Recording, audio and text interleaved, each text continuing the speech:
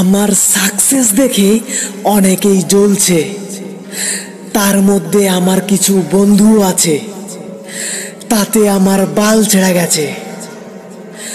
পিছনে অনেকেই আমার নামে নিন্দে করছে, আবার সামনে এসে সেই শুয়োরের বাচ্চাগুলোই আমাকে প্রশংসা করছে। সেটা বড় কথা নয়, বড় কথা হলো আমি সবটাই জানি, শুধু ভদ্রতার খাতিরে মুখোশটা খুলে দিচ্ছি না। বাপের হোটেলে খাচ্ছ, ঘুরছো আর মেয়েবাজি করে বেড়াচ্ছ, তাই বুঝতে পারছো না কাজের প্রেশার আর টাকা কামানোর টেনশন কতটা। এখনো সময় আছে, নিজে থেকে বদলে যাও।